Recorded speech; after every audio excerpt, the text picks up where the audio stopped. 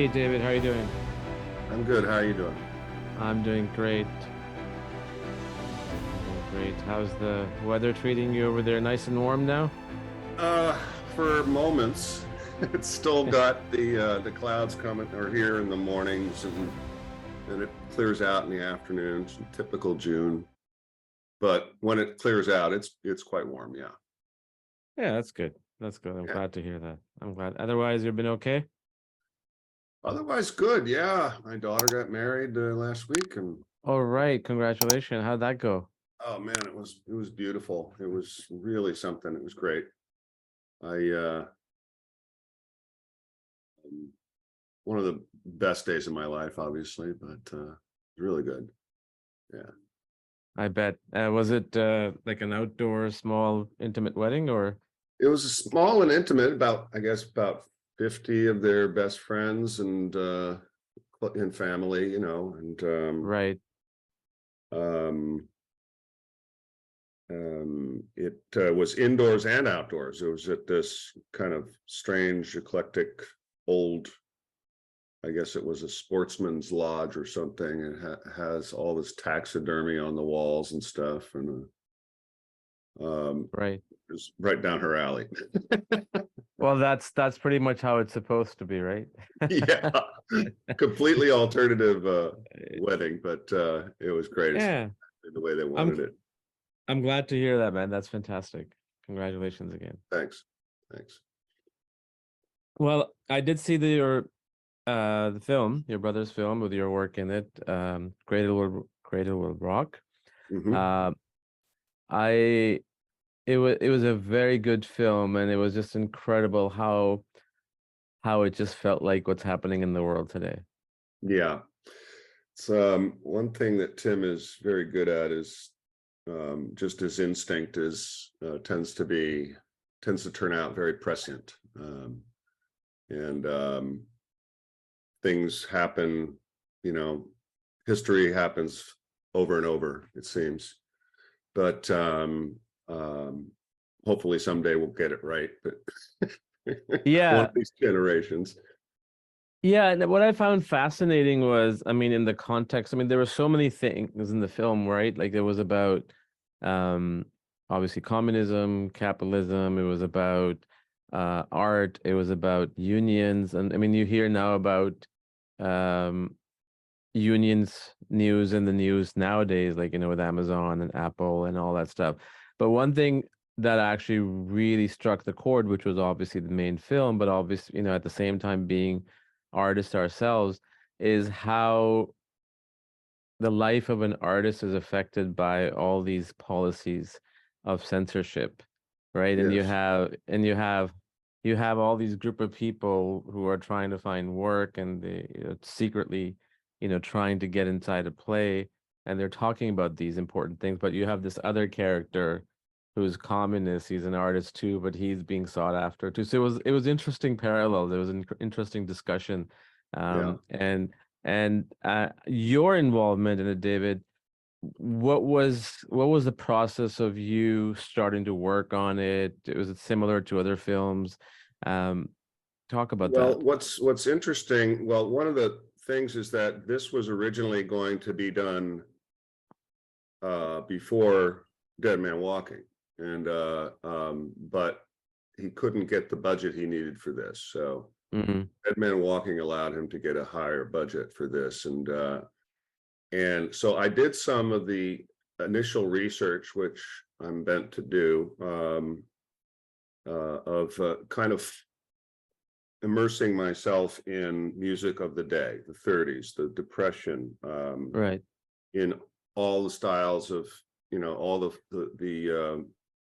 genres of music that were in and in a lot of ways still are in New York City, and got these pockets of all these different ethnicities um, and groups of immigrants, and first time immigrants, and people just trying to make a life for themselves, Sure. and you also have this entrance into people fleeing Europe that during the um, um, Nazi Mm-hmm. growth and development and threat, and so you've got that looming thing going on in this movie, that this war is, it's not here yet, that during the course of the movie, but the movie Tim did compress time with this movie for dramatic reasons and for storytelling, but it encompasses several years, and there's a lot of history in this, and true history and true characters, not all of them, but the important ones, are, and the others are imagined, of what could have been a character like the industrialist and his wife, Yeah. and and the actors, or a lot of them are based on the real actors that actually participated. Okay. Yeah. Okay. And so that's how it Go on. started. Anyway, that's I started with all this research, and then it was tabled for a while. We did Dead Man Walking, and a couple of years later, this got greenlit, and so I revisited that. I also started getting involved in with Tim in picking parts of the play, The Cradle Will Rock, that Blitzstein wrote. Yeah.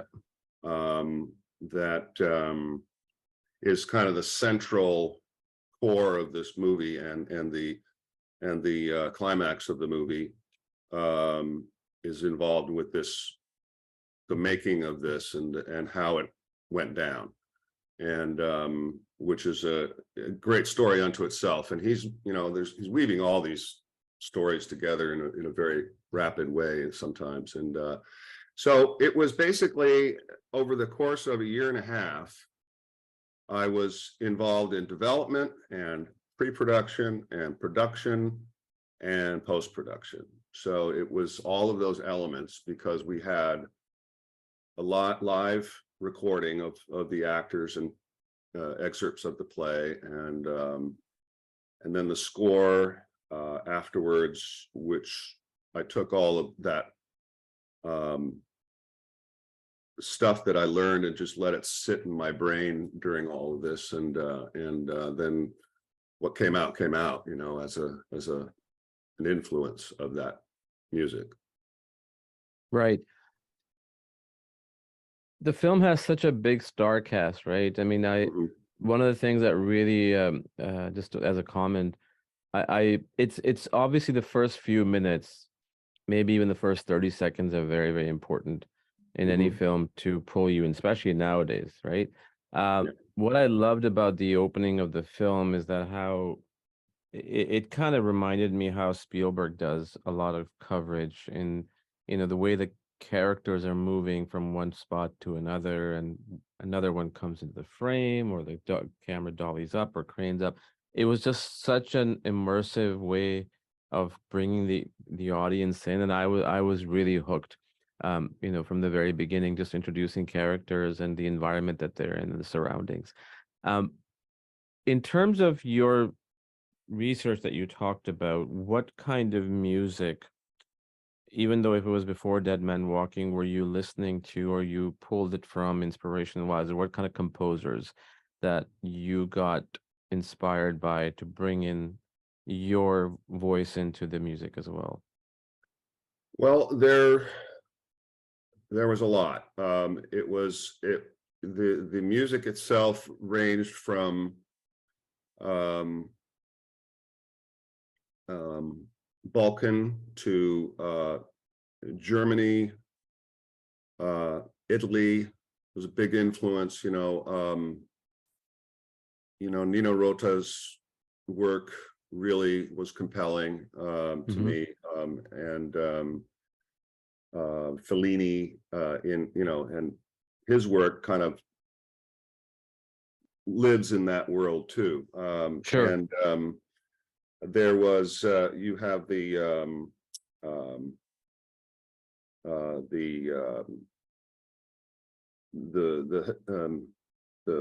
Jewish movement, the Jewish music. You've got the Spanish, Puerto Rican, you have and Cuban, that all. One of the treasures I found was this group from Cuba called the Licuana Cuban Boys, and I don't know how I found it, but it was like these guys had disappeared from the face of the earth, basically. I mean, that's what it seemed like, and it was just a treasure of stuff.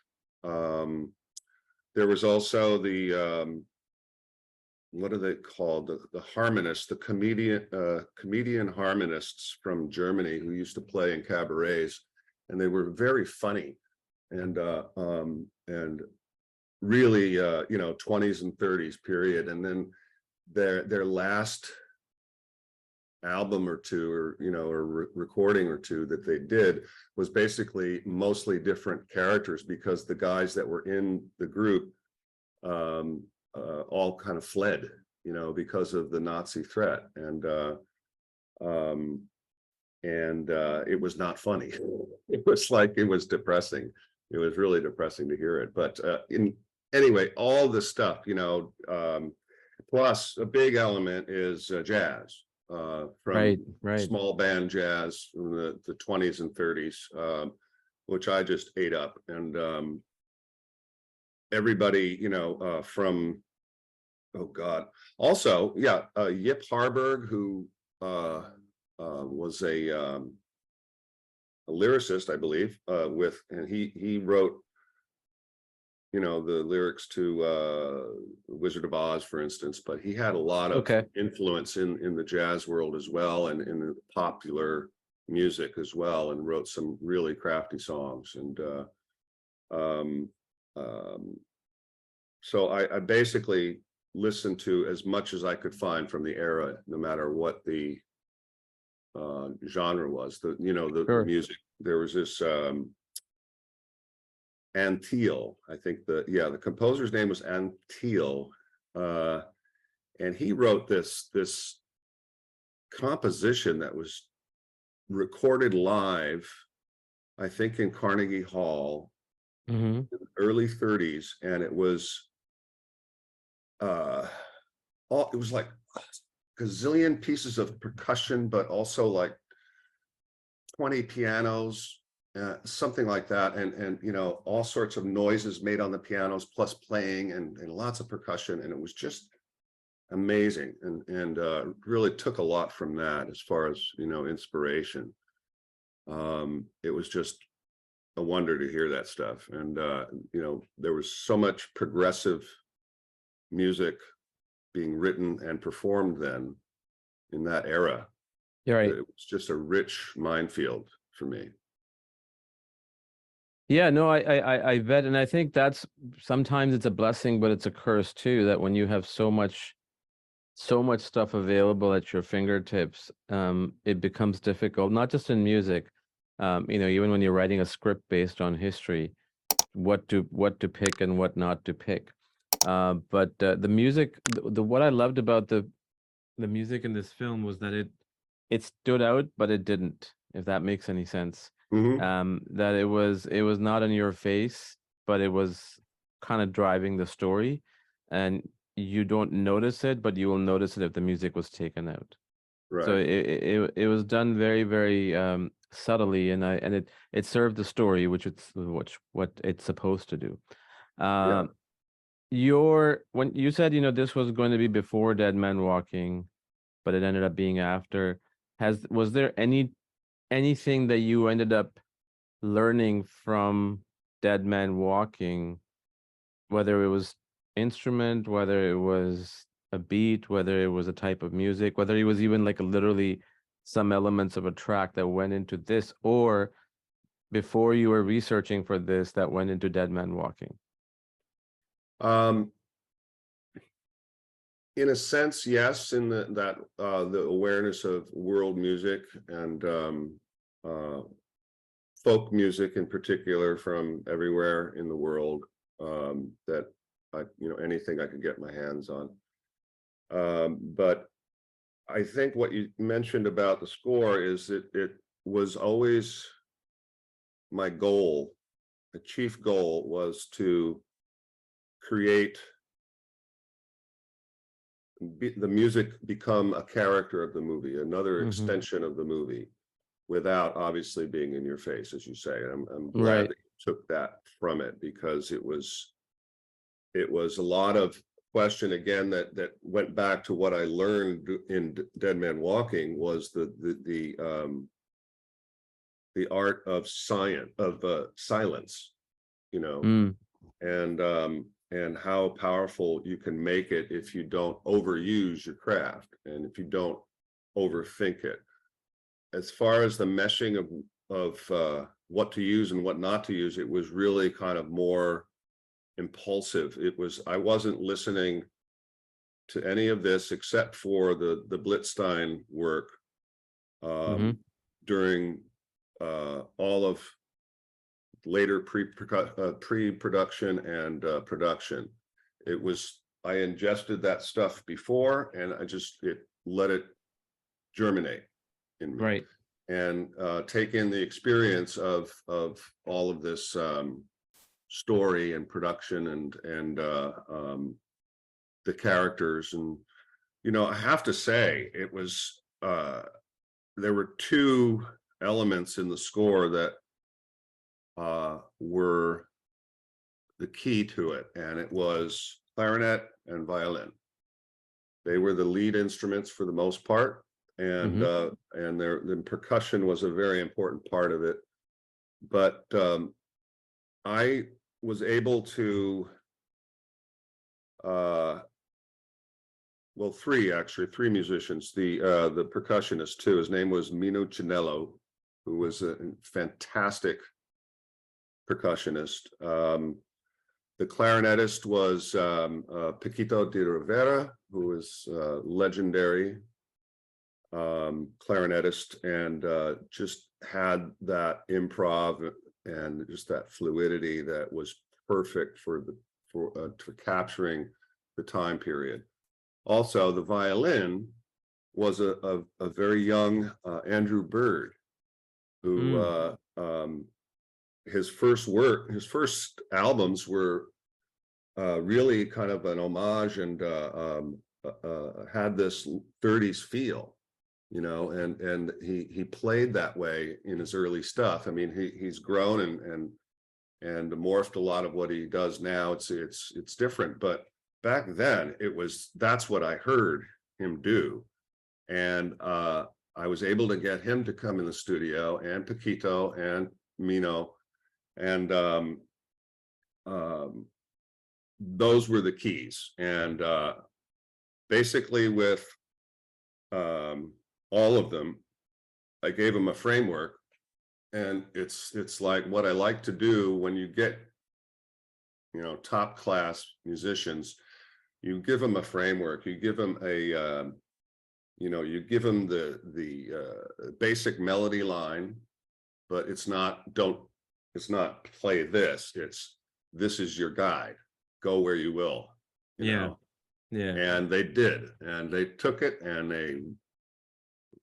they all just wrote it for all it was worth. And you've got Andrew and Paquito in the same room, playing with 30 pieces of musicians and strings and percussion, and it was just a wonder. And it was just that moment in time, capturing that was an amazing thing to experience. And I bet. I bet. yeah. I bet.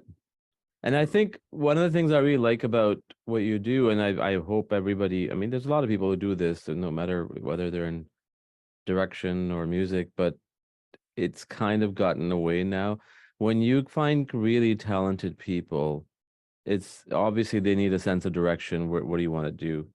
But when you leave people to their own discretion, to their own Mhm. creativity, they always naturally find a way to excel themselves, because they have to make a point to themselves and obviously the person who they're working for, and it always produce immense results. I mean, that's the pattern that I've seen in the work that I do, and obviously in the, you read about it in the news. But micromanagement can probably get you so far, but it doesn't really open up doors for creativity.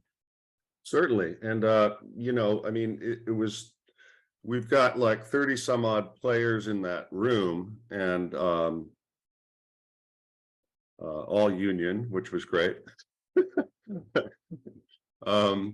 And in New York, and that obviously had to be orchestrated and written, and that was the bed with which the soloists got to work off of. Right.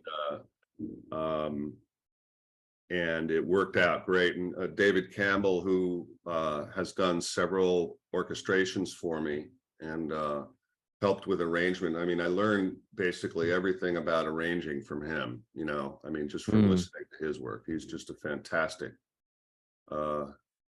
gentleman, and who also happens to be the father of Beck. Okay. And David is one of the best. He is like, that guy would be at the Grammys every year with like a handful of nominations for sweetening of rock tracks, pop tracks, stuff like that. He's like the A-list with that. It was like amazing.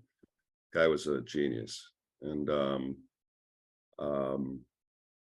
so there was that structure built into that, and that was already done before anything was put on tape. And but with the soloist, that's where it all kind of shines and has that freewheeling aspect to it, and Yeah. it never fails to surprise me, if I just let people go, and Sure. give them a direction, and urge them on, do more of this, less of that, blah blah blah. And it always has surprising results, and I would never do it any other way, really. Super cool. Super cool. Do you remember reading? I mean, yes, it's based on a play. Had you seen the play before it even became an idea for a film, or the No, script came? no. Okay. I never saw a production of it. And there have been several, but mostly were earlier, before my time, as far as, nothing current when I was Sure. in that period of time that I was have been working and started working in movies and theater. But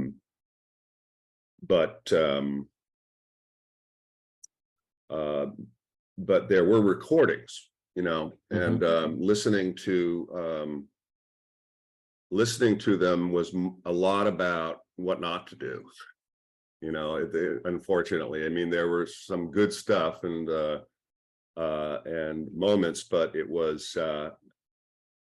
that was another important element that Tim basically had cast all of those singers and actors that were Broadway people, and they had all, they all had incredible singing voices. He had, living in New York, he would go to plays specifically to listen to hear people and get to know them, and everybody from Audra McDonald to several of the others, which were just fantastic, and put them together. And we had this whole period of pre-production where we had rehearsals of a lot of the pieces in the play, and kind of from that we whittled down what we were going to use, what we may use. We had the A list and the B list and all that of songs and parts of it, and they rehearsed and rehearsed and rehearsed, and then we pre-recorded their singing with the stripped down instrumentation, which was how the thing played out, where a lot of the musicians backed out from this kind of wildcat type of idea of going to a dark theater because they were padlocked. The original theater was padlocked Yeah. by the feds, which had never happened before. And but we pre-recorded all of what you see as far as the music and the singing. However, we played only the music part of it, the piano in a lot of cases, just the piano in a lot of cases, and some with the 3 or 4 musicians that were doing it. And they all had the microphones, the Broadway type microphones with the earwigs in them, so they could get the playback in an invisible piece in their ear. Right. And they performed all of that singing that they did in that whole climactic section of them doing this runaway production in the dark theater, not on stage, in the audience. And that was all recorded live. All of those vocals were live. Wow. Yeah. That's amazing. And the piano was pre-recorded because Hank Azaria is one of the most amazing mimics I've ever seen. And he was so dedicated. He could not play a lick on piano. He never played a piano. Mm-hmm. But we photographed the piano player, filmed him or videoed him playing all of this stuff that ended up being what we see on screen and hear on screen. And he went over that video over and over and over and mimicked the hand movements. And he was so precise about it, it was scary when it came time to film it. And plus he's doing the acting and the telling of the play, and in that whole section at the end in the theater. And it was a luxury to have that for editing and stuff. I mean, it really worked well. It was incredible. Yeah, that was really fun. And he is like one of the funniest people I've ever met. The guy had me on the floor many times during the course of the making of this movie. Well, that's the idea, right? When you're working, you got to have fun, and when you have fun, good stuff comes out. So oh yeah. And Carrie Ellis and Angus McFadden are also to this day we see each other every now and then and talk to each other every now and then. But Carrie is so funny, and he was also very generous with his with other actors and with me, and we would just sometimes go on these banters back and forth and just ridiculous stuff, just shooting the shit, so to speak. And yeah, very funny, and very smart, very good person. And I mean, all of these people were a joy to work with, really. John Turturro, fantastic. A huge cast: Jack Black, Susan Sarandon, Bill Emily Murray. Watson, Bill Murray. Also, Ruben Blades, who played, the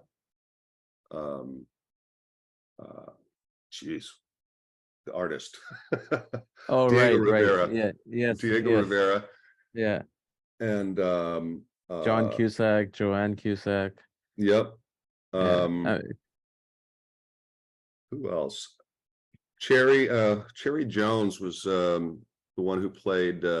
She was another Broadway actress who played the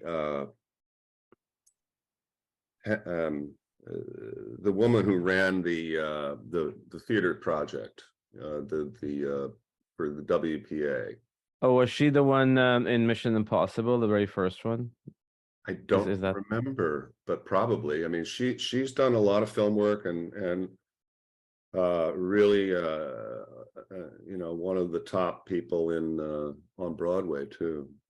Yeah, I'm just trying to look her up on IMDb. I'm pretty sure it's her because is it Vanessa Redgrave? No. Oh yeah, she was in it. Yeah, Uh-huh. yeah. That's the one from Mission Impossible. She was in the first Mission Impossible. I Ah, I I heard her voice. I couldn't recognize her. I'm like, where have I heard that voice? And it took me a long time to figure out who she was.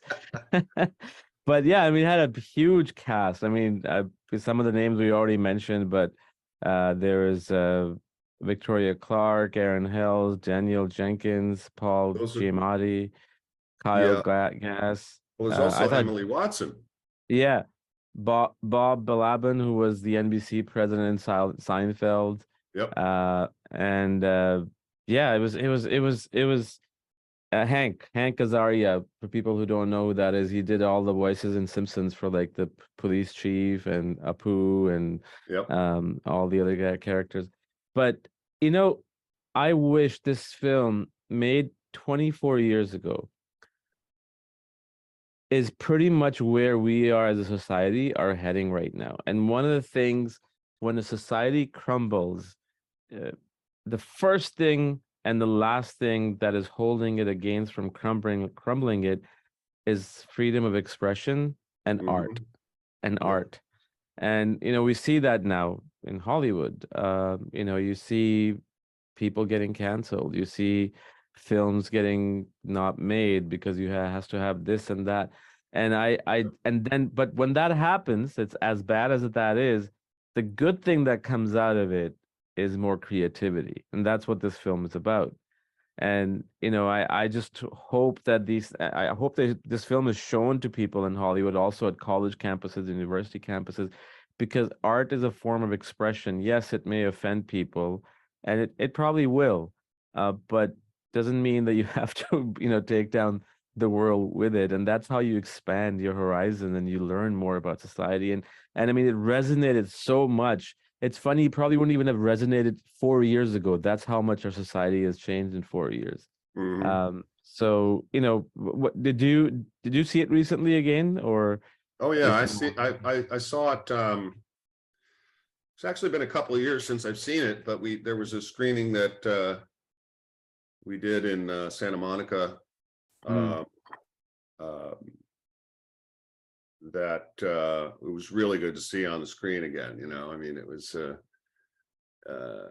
it holds up. It does hold up. And oh, for I mean, you sure. mentioned art, the compromise of art, and that's a lot of what the play is about. It's also about the bravery of in the story about is the bravery of these artists. I Yeah. mean, these people were part of the WPA and they were getting, I don't know, $20 a week or something in pay. Mm, And it was a government run, uh, widespread thing that was to put people back to work. And, you hear this thing that Orson Welles says at some point, the character, um,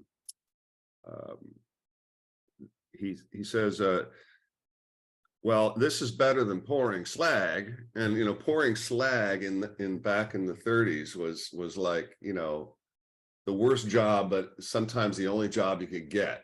So it was mm, like, anything from that is better. yeah. uh, and there's that one song in the play called Art for Art's Sake that we do in there that speaks to what you just said as far as the compromising of art.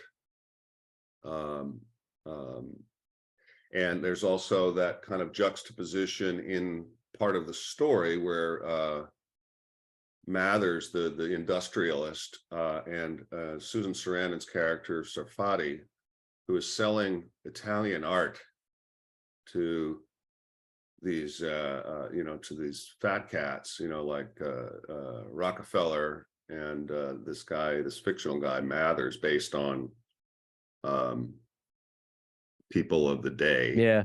shall Yeah. we say. That and one of her lines is, "It's a shame because she knows she's wasting that art, but she's doing it for the money, so to get Mussolini what he needs." You know, Yeah. and um, I forget the line, but it's a beautiful line. It's sad to see the art, the classic arts slip away. It is Something like that. Yeah. And one thing that I really, I mean, there were so many realms to this film and the depth to this film, but one thing that stood out the most for me is there was I mean, you talked about it just now too, when the government funds the art, right? Mm-hmm. The problem with that is that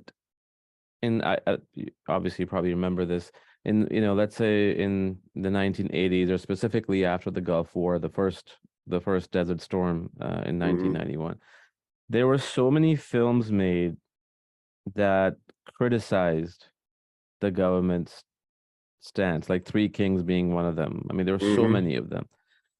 But when the government is actually funding for art, then they can dictate what needs to be said and what not doesn't need to be said, right? And that's where that happens in Hollywood too. Like depending on who's on what political side, they can, Yeah. the producer can say you can't do this or you can't say that.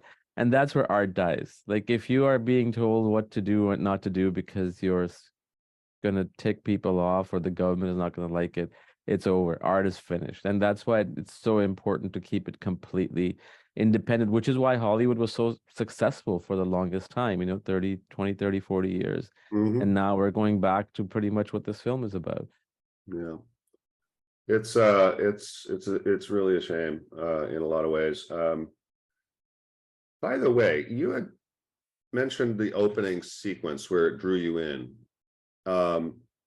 That's Tim's homage to Robert Altman, because it's basically one shot in Yeah. its entirety from the beginning and following Emily Watson's character. Yeah. And passing one to another, and you see Hazel Hoffman putting posters for meetings, and goes from here to there. And then and through Emily sneaking into the back of a theater, right? And well, actually, she's in the theater, and she wakes up and she's putting on her clothes and her shoes while you see this reverse in the side of the reverse of the screen that they're screening in the theater of a newsreel, right? And so you're getting all this information. That's all one shot, right? Yeah. And then it goes, it starts a second one in that brief moment where she's being thrown out and she's running out of the theater because someone discovered she was there. Yeah. And she goes through the door, the exit door, into the alley, and there's this moment of black where another one shot happens for the rest, right up in, up down the street, up into Mark Blitzstein's apartment where he's writing on the piano. Yep. And Robert Altman being one of them. I mean, the reason I mentioned Spielberg is because I obviously have sort of grown up with his work, but he borrows from Altman, he borrows from Orson Welles. And it's definitely what Tim did in that opening scene was just, I'll tell you this, the way I have multiple monitors, and sometimes depending on my time and whatnot, I will have a film playing, on a side monitor and see how if it engages me or not. If it doesn't, I switch to a TV. And it got me so quickly that in a matter of 55 seconds to a minute, I shut down the monitor, I went to my TV, and I started watching it there. Yeah. I mean, so that's the beauty of it. And then Tim did a fantastic job in that. And Yeah. it was not just for the sake of doing it. It actually introduced you to the world and the characters and what they're going through. Yeah, exactly. And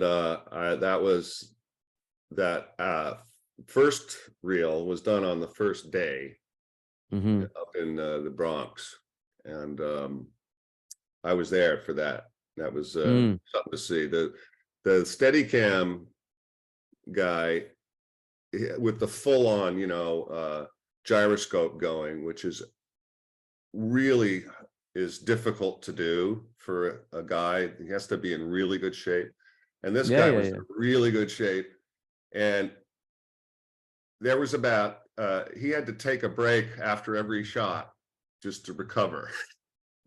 I bet. I bet. I mean, But nowadays it's a little bit different where they pass on the gimbal to the second person or third person, depending on the yeah, shot and all that, right? So, yeah. uh, but yeah, Plus no, you it got drones too. that there was a really good shot. I'm trying to remember the scene. It was, I think, I forget the character's name, the one who was the communist artist. He Diego was, Rivera. yes, Diego. Yeah. He was, it was in a really, big building, and there was these steps, and the one of the characters was going down the steps, and the camera follows him. He's trying to climb this ladder or something, and the camera shifts over, and it goes all the way down to the stairwell, almost to the ground. I was like, that has to be a longest crane in the world. Like, it was just done Yeah. in such a way where it didn't seem gimmicky, like it, because it was corresponding to that character, and that's what's wonderful about it. Yeah, that was that was not the actual, but it was representing Rockefeller Center, Yeah, where he was commissioned to do this mural, and Rockefeller didn't like it too much, as it turned out. And I just love it. It's like the in the center of the mural is this depiction of a syphilis cell over very rich people, right? yeah, Money people as part of this incredible mural. And Rockefeller ends up, as you know, in the movie, he ends up having it chipped away, because you can't just paint over that, because it'll yeah. through, right? So he has the whole thing chipped away, and the guy, and it just that slow in on the only thing left that's not chipped away at this point is that syphilis cell. Yeah. It was brilliant. I just loved a lot of stuff that Tim did on that, and it was he was really in his element with that. He is so good. I mean, we talked about this a few weeks ago about Silo, right? Even his, I don't know if you have seen it yet. I've started seeing it. Yeah, I've caught up. Yeah, so I'm pretty much all the way caught up. I think the last episode comes out on Friday, and they announced season 2. And his performance, it's in their minimum, but every time he shows up, he has this persona. I mean, it's his height too, obviously, but his performance and his persona and charisma really pops out, because besides it just works, and he's just such a good actor. I mean, and obviously Shawshank being one of them, but to have him direct a film like Dead Men Walking and then Cradle Will Rock, very different films, but at the same time very similar, because they are talking about, it's a debate about what's, one was about the execution, whether it's right or wrong. The other one is more about arts and capitalism versus communism. And he really has this eye for tackling things in a very meticulous way. And it's very rare for an actor to do that. I think the only actor that can direct really well is Ben Affleck, and that's about it. So, phenomenal work he's done. Yeah, I agree, and I'm very lucky to have been in a great working relationship with him for pretty much all of our adult lives. Yeah. And, he did a play. He talked about the first Gulf War, when that was happening. We did a play that he wrote, and we put on at our old theater location in Hollywood, called Embedded. And it was an amazing take on the war and the compromise of journalism in the war, and how they were became tools of the government. That was propaganda. Yeah, exactly. And it's kind of about that, and also the cabal of people that are, you know, representative of the people in the government, and every time they're on, they're in commedia masks, and completely, it's outrageously incredible, funny as hell, but with that those other messages in it, you Yeah. know, artfully done. I mean, ended up taking that to the public theater in New York too. That was fun. What was it called? It was called Embedded. He actually made Embedded. a film of it. And it's I don't know where you can find it, but I can find out. But it's What is it it was just a called? film The of film? the play in the public theater, right? And they had a few cameras, and it Oh, I was see. They did a recording of it. I see. Okay, okay. Yeah. yeah, yeah, Yeah, I mean, if you find it, send it over. I would love to. I would love to see it. And I think the it's so funny. We talk about news and propaganda. Is that I remember when the Gulf War happened, I had just turned into a teenager, and it was the first time ever, I mean, in history, but for me, it was the first time the way they broadcasted war live, like especially CNN's rating went through the roof because of that initially, right? And it was because the way the media feeds you, and as a young kid, you find it fascinating because if you're into like all these tanks and these planes and all that stuff, I would I had this thick of a folder, like a binder with clippings from different newspaper article every day for a course of 3 months, which and I would glue it on a white piece of paper, and it would like chronologically document what was happening. And then when I, turned about 17 and 18, I realized that how completely I did not understand the other side. And hmm uh, and that's what's happening in the world right now still. Like, young people, exactly. uh, f- they fall for that kind of stuff, and Well, it's it's like they call it war porn. You know, it's exactly, yeah, that's the way they're presenting the war in Yugoslavia, yeah. and it's like it's a difficult subject, but and you can debate right or wrong about it, but I think essentially war is a tragedy. You know, It is, and and this it's a failure. it's a failure. There's no winners or loser, no matter who claims who won. I mean, ask the people whose kids have lost their lives, or Yeah, people the civilians who have died. There is no winner in war. There's no, always everybody's a loser. yeah, And yeah, I mean, you can argue that you need to go to war because this and that, whatever. That's a different discussion. But yeah, at the end of the day, it's sad. I mean, look what happened in the invasion of Iraq. Like millions of people died, and there was no weapons of mass yeah. destruction. It's always indicative of I think a lot of it is, what Eisenhower warned against, the industrial Yeah, complex, the military military industrial industrial complex. complex. Yeah, It's got to be yeah. fed. And sadly, we all Anyway, benefit from it too. You know. yes, unfortunately, yes. Uh, God, Anyways, uh, we're going a little off topic here, but uh, but that's what's fun about this podcast. You can talk about anything. yeah, And true. so how are you liking Silo? I really like it, and Tim came in for a hot minute to be at the wedding, so we talked a little bit about it. I said, for one thing, I said something about Common's character, and Uh-huh. how this guy is gonna, you know, and he, he said, yeah, yeah, and he said, where do you see my character next season?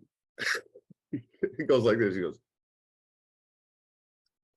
Well, I would second that because that's all yeah, I won't say anything. I don't want to spoil it for you, but yeah, the things happen in this season that I can see setting up his yeah, character in a really different way. yeah, And it's an incredible series. I mean, I rarely get hooked on to them.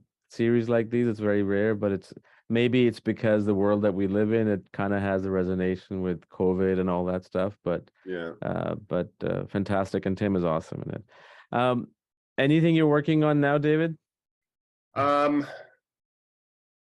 No, I'm what I'm doing is I'm kind of focusing on some songwriting right now, because Okay, the industry is cool. not doing too much these days, at least Yeah, for me. And yeah. I keep busy with theater. We're doing open workshops, which are workshops that we do at the theater to train the actors in commedia and mask work and things of that nature. And except we're opening it up to the public once a month. And we had our first one last month, and it was just fantastic. And I'm doing kind of what I haven't done in a long time, which is percussion, various different types of percussion, melodic and not. That is basically marking, hitting points with what the actors are doing, and I don't know what's coming. They don't know what's coming. It's like it's like all Spontaneous. improv and of the moment. And this is with an audience watching it. And it was so much fun to do it. And it's kind of like where I cut my teeth with this type of performance that, I just learned so much from it. And it's a lot of fun just sometimes to just like work in that. You have to be present at every second, and you don't plan anything. And that includes the actors, includes me. It's just like whatever I have at hand can be used, and sometimes I set a pace. Sometimes I'm following, and it's just so much fun to do. And it's a rigorous discipline for everybody. And so we're doing that once a month at the theater. And so that takes up a little of my time. And plus we're waiting for, I've got another upgrade that I'm doing as far as the sound system there, that we got a grant that includes some equipment that once the soundproofing, which is part of the grant, is done, then I'll be installing and setting all that stuff up. Yeah, that's fun stuff to do. And we got a play coming in August. That's our outdoor, once a year Shakespeare mashup for kids out in the park outside the theater. Since it's free, and people come and spread their blankets and watch it. And it's basically a Shakespeare play, but mashed up with a kid's thing, like a kid's story. Yeah. And where would it be, just so that people are it's listening? Culver City, and it's our theater is called the Ivy Substation, which is right where Culver Boulevard and Venice Boulevard meet. In front of the theater is this park called Media Park, and we have it out there. And I don't play on that. I get to do my sound man stuff. So they have all wireless microphones and stuff, and it's fun. I that's kind of like what I used to do way back when. That was my first stuff when you're starting out, audio engineer. Yeah, it's and amazing a sound man how on the road. it's amazing how life comes at a full circle, right? But Yeah, it hey, does. as long as you're enjoying it, and it's good to do different things, because when you're just in that one world nonstop, you end up repeating yourself, and you need to have a little bit of this, a little bit of that. One last question, David. Is there a specific genre that you would like to tackle that you haven't tackled yet in terms of composing the music? Good question. I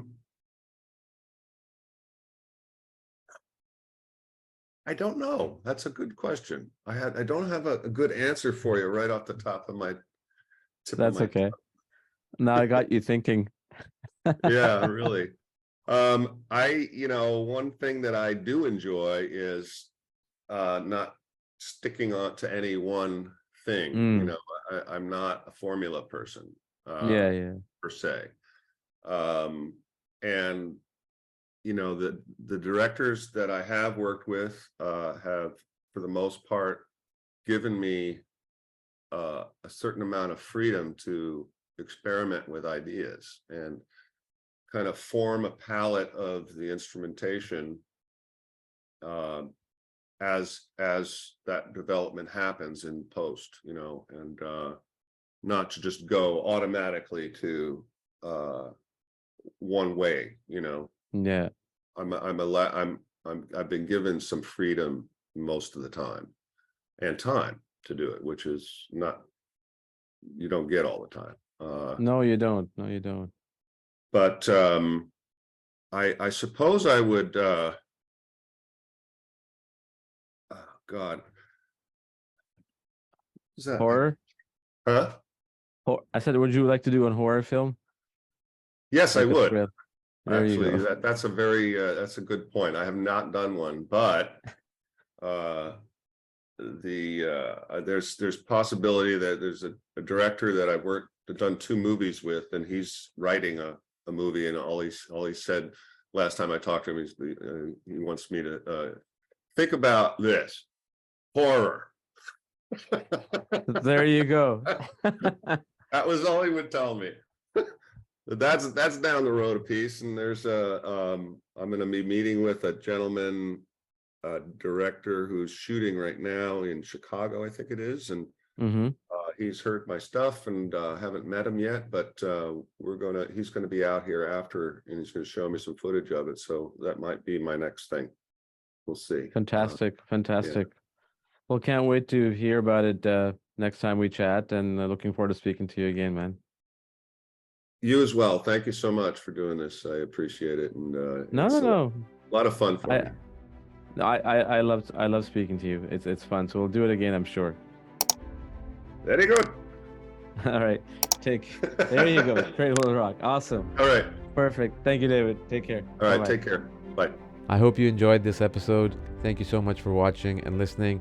Don't forget to subscribe, like, share, and comment. And do come back for another episode. Until then, have a great day.